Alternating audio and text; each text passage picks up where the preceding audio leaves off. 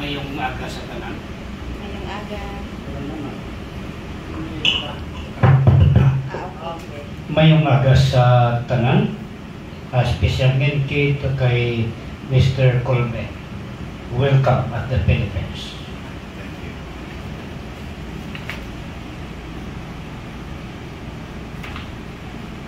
Narason mong din ako makasal sa inyo magulang ko sa inyo. Wala ko tsansa mag-ako. Or parang ako sa 20 na po sa February. Wala pa di ako nag-ako. Advantage lang kay Malang Pinas. Good morning. Marriage is as old as the human family. It is the highlights of life's relationship. It is the ordaining of the Creator in the very nature of our being man and woman. God's fatherly intention for His children is revealed through this relationship. The occasion that declares publicly the purpose of a man and a woman to enter into this relationship has become known in our society as wedding. For the Christians, this occasion is not a spectacle but worship. It is not a mere observance but a participation in the will of God for life. A wedding is a celebration of the highest meaning in love, the pledging of the deepest fidelity, the expression of the highest aspiration. A relationship so sacred must not be entered into casually nor flippantly, but thoughtfully and deliberately.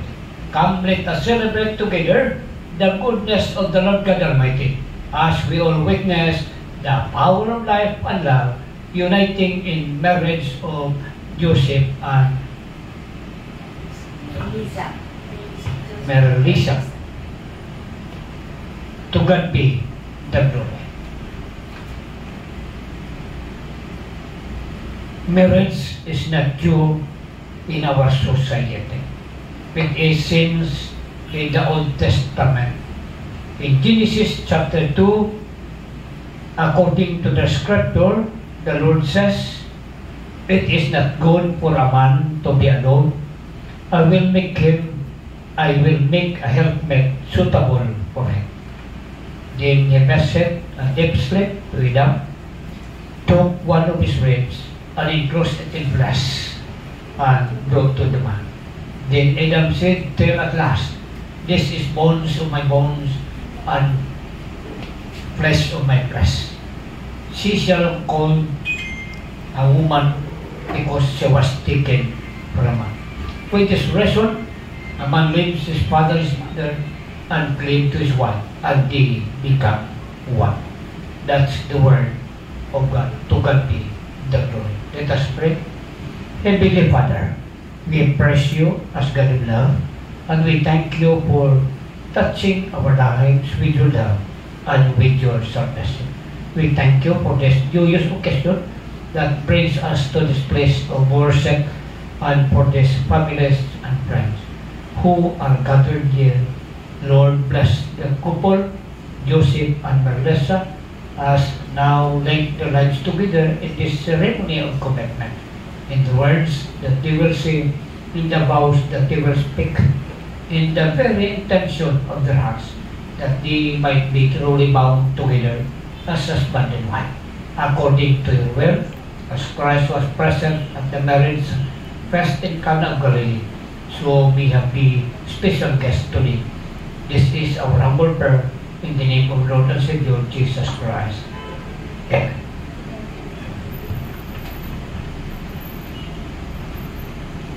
Joseph be reminded, the Lord said it is not good for a man, vice versa, a man and a woman to be alone. So kung may palo na, hindi na kami kusugod po ng pasiplat. Oh, kasi may single pa daan. Ipagtaan mo ko. Hindi. Basi magsala ko pa pag-ika ko pa masulat. Okay, no? So amo na siya kamalalon. It is not good unto a man or a woman to be alone. So I will give him a helpmate. Not helper, but helpmate. Kung sa aton mga pululungon, kapihak sa dugan, katuwang sa pagpangabuhi. Damo ang nalakat, broken hearted, pero wala sing tiyak ang ilan na korason. No? Wala tiyak nalakat ng luwas lang sa mga manhig. Okay. Be reminded, marriage is fascinating, yet love is a mystery. Imagine, si Joseph from USA, from USA, sent Bacolod City in order to marry with Merlisa, the helpmate suitable for him according to our Lord and Savior Jesus Christ. Therefore, we must be reminded from the dawn of humanity, it has been customary for society to put seal of public approval upon the union of man and woman by the loving devotion and sacrifice of innumerable men and women through the long ages. This relationship has been purified and ennobled until married love has become a center of the clearest realization of the divine in human life. Joseph and Merlisa, first of all, the purpose of the Lord God, sa magsiring sa hindi maayo, therefore it speaks of completeness, a man and a woman. Secondly, I will give him a helpmate. It speaks of cooperation and participation. Kung si Merlisa nagapusong, daw perminalain niya pamatyag, no? So dapat si Joseph ang matigang. Ina, kung kabalo sa matigang, basi kabalo lang sa magsundan, ang resulta kung hindi lang Diyos linugang. So that's why, no? Participation, helpmate, participation and cooperation. And most of all, in marriage is legal and spiritual covenant. Legal as if you take the sinuman, you apply for the marriage license, then you sign for the certificate of marriage. But if I will not sign, si ma'am, magbato, no? So dapat, no, maging legal. Spiritual, I said legal because you process according to our government procedures. Spiritual, it is because I am a spiritual leader. So legal and spiritual covenant. In contract, speaks of legalism and leverage. In covenant, speaks of love and loyalty. Love and loyalty. Sa contract, nagasiling as long as we both share. In covenant, speaks as long as we both share.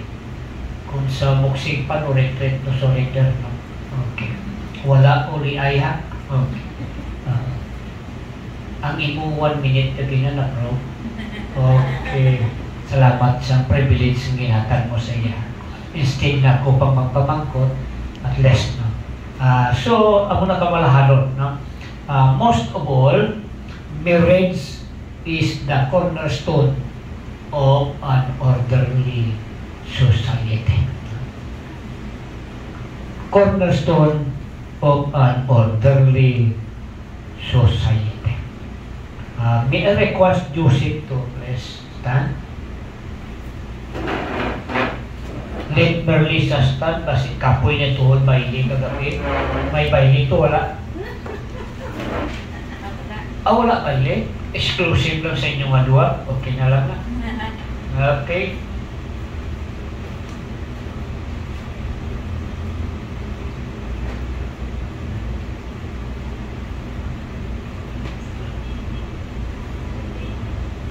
Joseph, kindly hold the hands of Merlisa and repeat after me.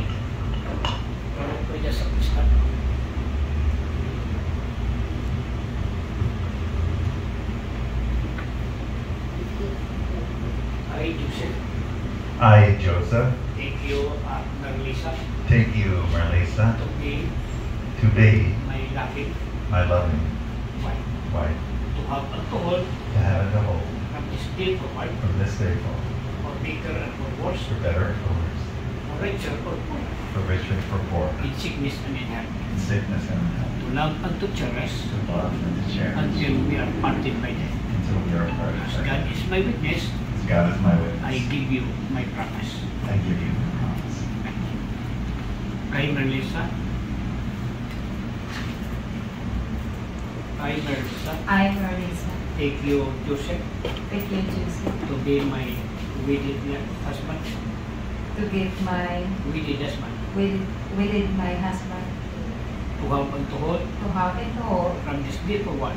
from the day this one For better and for worse. for bigger and for worse, For richer or poorer. for richer and poorer, In sickness and in health. in sickness in the hand, To love and to serve.